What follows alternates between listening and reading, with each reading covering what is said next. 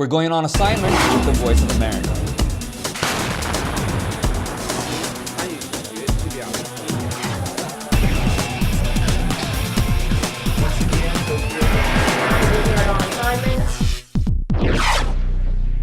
Hello and welcome to On Assignment, our very first episode of 2014. I'm Imran Siddiqui. And I'm Alex Villarreal. This week we'll be taking a look back at some of the exceptional reports we highlighted in 2013. We'll hear from two of our correspondents about the challenges and dangers of covering war. We'll get insights into the Boston Marathon bombings. And we'll meet a man working hard to inspire teens in and out of the boxing ring. On Assignment is next. Let's go.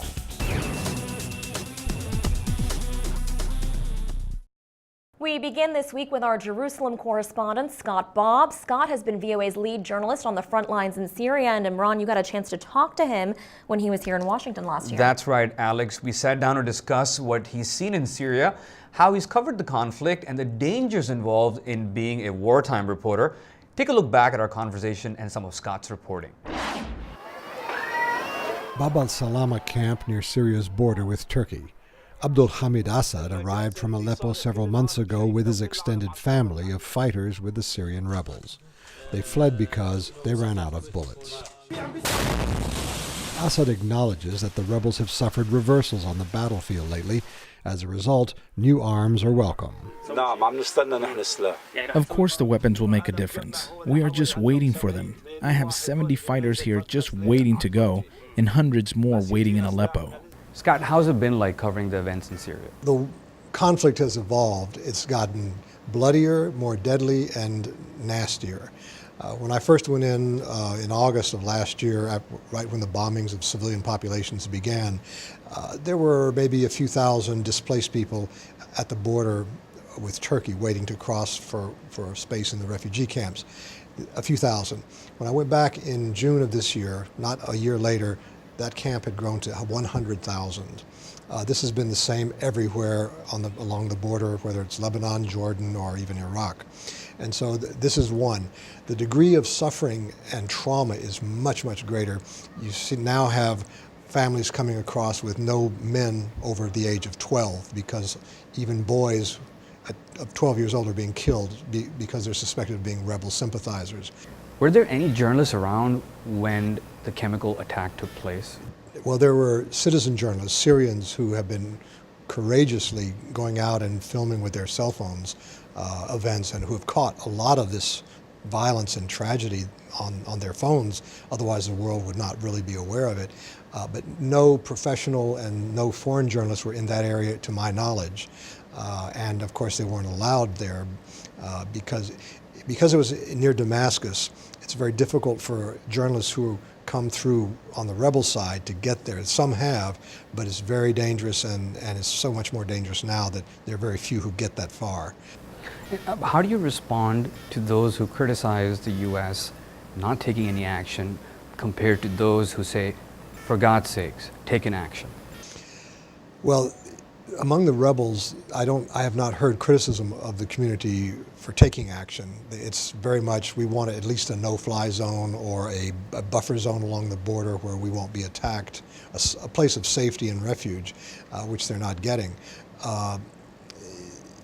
It's in America and outside of Syria that you hear those voices, and you try to, sometimes, even though I tell them I'm not the ambassador, so but I try to explain why the problem, for the fact that Afghanistan and Iraq are so fresh in many people's minds, the fact that many Americans are concerned with a budget deficit and the expense and the risk of becoming deeply involved, of retaliation, but they still say, well, but how can you let this happen? Can't you do something? And so you say, well, what I say is, well, I didn't think it would go on this long. And how do you do it? I mean, you film it yourself and you're taking a shot and you got rockets flying back and forth. How does that work? Well, if rockets start flying, the first thing you do is get as safe as you can be, take cover. As everyone says, no story is worth dying for. But the way we tend to work in this war zone is two of us go in. I go in, I shoot often, but when you go in like that, usually I go in with a cameraman. There are about several reasons for that. One, we can watch each other's back, because when you're filming, you really can't see anything except what's in the lens. Two, we're faster, because I can be writing a script and working on it while the camera guy, who's also the editor, is isolating the, doing the rough cut and isolating the sound from the interviews. And the third one is that while the cameraman or camera person is shooting the B-roll, the extra scenes, and so forth, I'm talking to people and getting more information. And because the camera isn't there, they're often much more honest and forthcoming. So we find that we're about 3 times more productive when we're 2 people than when we're just 1. Would you go back and be a part of the coverage again after seeing what you've seen? Yes, I'd go back. I would have to be much more careful, and I have an agreement with my bosses that I make the call because I'm on the ground. I'm asking and informing myself all along the way with everybody, whether it's rebels, whether it's civilians, whether people I know, contacts. And again, you have to be prepared to abort a mission and get out at a moment's notice, and that's happened a couple of times. From one hazardous assignment to another, we go now to Afghanistan, where journalist independence is said to be increasingly at risk. In this On Assignment segment we first aired in November, VOA correspondent Sharon Bain talked with me about the challenges Afghan journalists say they face and their concerns for their future once international forces leave in 2014. They have a very large and vibrant media in Afghanistan, and you have to understand that there are lots of newspapers, lots of radios, many TV channels. Everybody jumped into the media game. So there are TV channels that are funded by pro-Iranian interests, for example. There are TV channels and newspapers funded by warlords, and then there are more, maybe what they would term themselves more independent, who are actually getting a lot of funding from the international community, and that allows them to go out and do more investigative pieces. It allows them to look into things. And I think within all of this multiple media that's available, there is a concern there that once the international troops leave and the international community begins to get bored with Afghanistan, that the aid may drop, and then their ability to be more, investigative and independent will suffer. And there is also a concern that the government will become more and more overbearing, and this is what the activist was telling me, that the government wants to follow more the pattern of a China or of an Iran, where they can actually completely control and use censorship and throw the journalists into jail. And they have, the journalists actually do come under quite a lot of threat. I mean, I have a list right here in front of me of all the journalists who are beaten and detained and threatened and for work that they did. So there is a lot of concern there as to what's going to happen next. Earlier this year, gunmen burst into these offices of the daily Hashti Sub after the newspaper published an expose of land grabs. Editor Parviz Kawa, whose paper is partially funded with U.S. aid, says things are at a critical point. We are definitely in a fight. And in the front line of this fight is the independent media. We fight for the democracy in this country, we fight for the civil society, we fight for the human rights, we fight for many other values, internationally accepted values. So why do you think the Afghan government is making it so difficult for journalists to cover stories? Well, I think that there's a lot involved there. There's lots of different kinds of media, and less dependent, more independent than others. And I think there's a concern among the Afghan government that perhaps some of this media is not being completely objective, completely balanced, and that they could be inciting problems. So what they've come out and said was, well, we have to have more oversight, we have to have more control, and we need to be able to see what the media is doing. The media's reaction has been, that's just the government trying to clamp down its censorship. It gives too much oversight to the government, that there were not enough media representatives on that sort of the oversight body, that it was being peopled by very specific government appointees, and they felt that it was a threat to them. And they already function under a certain amount of physical threat. Saliha Soadat reports for Tolo News, owned by Afghan media tycoon Saad Mohseni. Even under existing laws, she has come under pressure from powerful political leaders. The brother of a former lawmaker raped and killed a girl. I talked to the girl's brother and lawyer, but the accused refused to be interviewed. After that, I got a letter from the existing commission saying I would be questioned. Tell me something, Sharon. How difficult is it for foreign journalists like yourself to cover news in a place like Afghanistan? It has been quite challenging to cover everything in Afghanistan. Mostly when I go there, I tend to stay within Kabul. Once you start leaving Kabul, things get very dicey. Some of the roads are no longer safe. You can't really just drive out of Kabul. That's not really that safe. And even within Kabul, there's some areas which are less safe than others. So it's become more and more difficult for journalists to be able to cover things, especially international journalists, that may be happening out in the provinces. And I think for local journalists too, there are a lot of concerns. The female journalists, for example, no longer want to be seen on camera. A lot of them will not be on camera anymore. And there are quite a few, or at least one female journalist that I spoke to who said, she was thinking about leaving her career altogether. So there's a lot of sort of social and cultural and safety pressures, security pressures on the journalist community right now.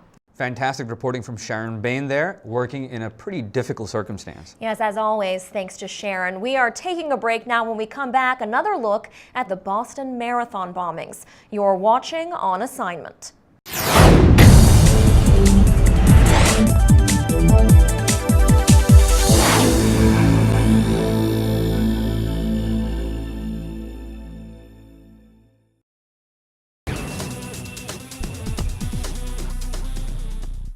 On April 15, 2013, two homemade bombs exploded at the Boston Marathon. The attacks left 3 dead and hundreds injured. After a massive manhunt, Tamerlan Tsarnaev was killed in a shootout with police. His brother Johar was captured. The Tsarnaev brothers were Chechens who emigrated to the U.S. in 2002. VOA Russian service reporter Fatma Tlisova talked with one former Chechen rebel who says he met with Tamerlan just a month before the attack. In May 2013, she shared with us her insights into the Tsarnaevs. Let's take another look. Looking at Tamerlan Tsarnaev, who is seen by authorities to have been the mastermind behind these Boston Marathon bombings, does it look to you like someone who was self-radicalized or who was influenced by other possibly rebel elements? I've studied the history of his family, and I've spoken to almost all the people who knew him in Boston, all the Chechens, and the impression I've got on him was that probably Ruslan Tsarny, his uncle, gave the most accurate description. The only, I say, what I think what's behind it, being losers, not being able to settle themselves, and thereby just hating everyone who did. Tamerlan Tsarnaev was a loser, in my opinion, after all these interviews. His American dream was to become a member of the Olympic team for boxing. Tamerlan Tsarnaev. He had a criminal record, and that's why he was expelled from the team. And he lost his privilege to become an American citizen. So that was his biggest failure. And after that, he was trying to prove himself in different ways. In my understanding and judging from my experience in dealing with this kind of individuals back in the Caucasus, there was some basics for Tamerlan to become radicalized. But to take this kind of step, he needed to be influenced by somebody. We don't know who that person or those persons were. If there is indeed a link between the two bombers and militant groups based in the North Caucasus, this would indeed be the first time that we've seen jihadist groups based in that region exporting acts of terrorism to the American soil. That said, at present, there seems to be few indications that these two do indeed have links to an established jihadist organization. And what about the cultural influence? You've talked about this existence of an alpha male ideal within the Chechen community inside the Caucasus region. Can you talk about that? That's actually a multi-level issue, because when you look at the whole story of Vladimir Putin coming to power, to Kremlin, it's all about history of power, of martial arts, of alpha male culture. This culture of alpha male was actually taken to the extreme level by Putin's representative in Chechnya, Ramzan Kadyrov. And Ramzan Kadyrov's lifestyle is mostly about power, about martial arts, about proving himself as the most powerful person in Chechnya and maybe elsewhere in the Caucasus. And if we look back to the time of insurgency, we see some romantic ideas of independence and freedom of Chechnya.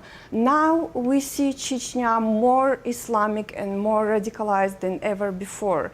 And at some point, actually, Ramzan Kadyrov tried to declare himself as Imam of Chechnya, not the president, not a secular governor of this Russian province, but as Imam of Chechnya. And in minds of many, many Chechens, Chechnya is the land of Sharia. So it's no longer the land of jihad.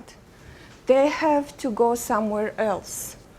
And this culture of alpha male lifestyle is actually influencing many, many younger generations of younger generation Chechens, including those living in the United States or in Europe, because they travel frequently back and forth to Chechnya and to the countries of their asylum, and they pick up all this style, they look up at this style, and they wanted to be like them, they want to mirror this style. In their own understanding. And you did see that with Tamerlan. Yes, absolutely. He was trying to live a life of a man of success, although he was on the public assistance. Anyway, he was trying to live up to the point where back from Chechnya, people would see him as a very successful, rich alpha male. Again, that was VOA Russian service reporter Fatima Tlisova. In April 2013, Fatima's reporting for VOA on this story was cited by news associations across the world. Our thanks to her for those exclusive details. It's time for another break. Coming up, one man turned his basement into a place to teach and inspire the next generation. You're watching On Assignment.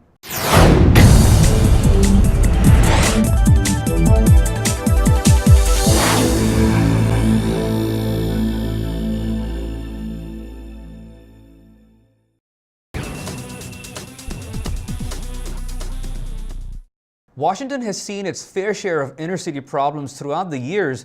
Even now, nearly 1 in 5 people in the U.S. Capitol live below the poverty line, and crime and violence are a constant presence in low-income neighborhoods. But in the middle of it all, one man is helping young people keep their lives on track by teaching them to box in his basement. VOA's Arash Arabasadi spent some time at the basement-turned-gym, and back in September, our own Doug Bernard caught up with Arash amid the speed bags and weight benches. Let's take another look. One time left, right. Two times not come out. This is Limelight Boxing Gym. It's a non-profit boxing gym, and the guy who runs it, his name's Tony Simmons. He is a Metro bus driver here in DC, and with his extra time and extra dollars in his pocket, he put together this gym. And they supply neighborhood kids everything from boxing gloves to shoes to entrance fees in competitions, and it's all just to keep kids off the street. Simmons has some basic ground rules. Boxers must keep a C average in school and can't get into fights outside the ring. But Simmons says it's more than teaching kids the sweet science of boxing today. It's giving them hope for tomorrow. All the coaches down here work, and most of the time the kids emulate the grown-ups they're around. So we teach school, we teach working. Because most of these students will have to go pro at something besides boxing. And these kids gonna go out and get jobs and be law-abiding citizens. So there's nothing going on right now, but on an evening time or when there's practice, what would actually be happening in this room? They start in the afternoons when he's done with his shift driving the bus, and it's a couple dozen kids in here sweating. And I mean, when I was making this video, I was sweating how hard they were sweating. I mean, it's unbelievable. And this place doesn't have a whole lot of ventilation to begin with. We're kind of warm standing here. So if you can imagine 20 kids jumping up and down and doing push-ups and hitting bags. And I can't, actually. it's crazy. It's crazy, but it's such a cool thing to see.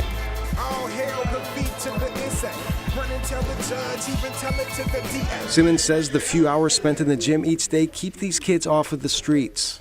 More than anything, by the time they leave out of the gym, they be so tired they just want to go home and do their homework and go to sleep. What did Tony tell you about why he does this? He says for him it's all about giving back to the community. He grew up in DC and he had the good fortune of having both of his parents. And he says most of these kids don't. And in an instance where you don't have your whole family, he and the coaches, and it's his family who's helping him coach, they really kind of step in and they provide the added role of another family member. And he says that, it takes a village, and clearly this village is coming together. So you're used to gyms, believe it or not. I used to be used to gyms. Look, they're smelly, they're uncomfortable, you spend most of your time in discomfort. So why do the kids come here? Why do they pack themselves in here and put themselves through it every week? As far as I could see, and the one kid that I talked to was this kid Malik Jackson, who is now on the U.S. national boxing team. And that's no small feat. And in fact, Tony Simmons was recently invited to come be a coach for the U.S. national team. When you have a kid who, by all accounts, when he started was terrible. He lost 9-10 straight fights, but he stuck with it. And now he's become the elite of the elite. And so it's a motivating thing that these kids are like, hey, I know this kid. He's pretty good. Right. What if I could be pretty good too? What if this is something I can excel at? But yeah, I get a lot of respect from the kids because I guess they look up to me and respect what I do. I've been putting in the work for 10 years and they see that. Malik Jackson started boxing at Limelight when he was just 9 years old. I used to get picked on a lot because of my size. So he'd get into fights. I kept getting suspended, so I needed to calm myself down and just came to the gym. Back in my hometown, Detroit, there was the Kronk Gym. Again, it was in a basement, it was in the middle of nowhere on a nondescript street, and yet they produced some amazing fighters, like, Tommy Hearns, just to name one. Sure. What is it about boxing gyms, do you think? I mean, do they have to be kind of gritty and dirty and nasty? What is that? Yeah, I think it was, what was it? It was maybe Rocky III, where he was having too much money and too much success. And when you get away from the basics, when you get away from the things that made you hungry, that made you want to excel. And I feel like a place like this, even when I was doing my martial arts back when I was younger, it was not at a fancy, results type gym. It was at some sweaty, dingy chalk and, disgusting, filthy mats. But you need that. You need that motivator that it's like, man, I don't want to do this for the rest of my life. I don't want to be in here the rest of my life. I want to go out there, and I can do that by putting in the work in here. Via reporter Arash Arabasadi. I don't know if you noticed, but Arash likes to take his camera into some pretty unusual places. We're going to look forward for that in 2014. We absolutely will. Now that 2014 has arrived, we're looking forward to another fantastic year here at On Assignment. Almost the start of our 3rd year on the air. We absolutely are. And Imran, did you make any New Year's resolutions that we should know about? Yes, our executive producer Martin wants me to be here on time, so I'm going to make sure that happens. I like it, and I will match your resolution as well. All right. Well, for everyone else, you can check out all of our episodes anytime at voanews.com, Facebook, and YouTube. So long, everyone. Thank you so much for watching. We'll catch you next week.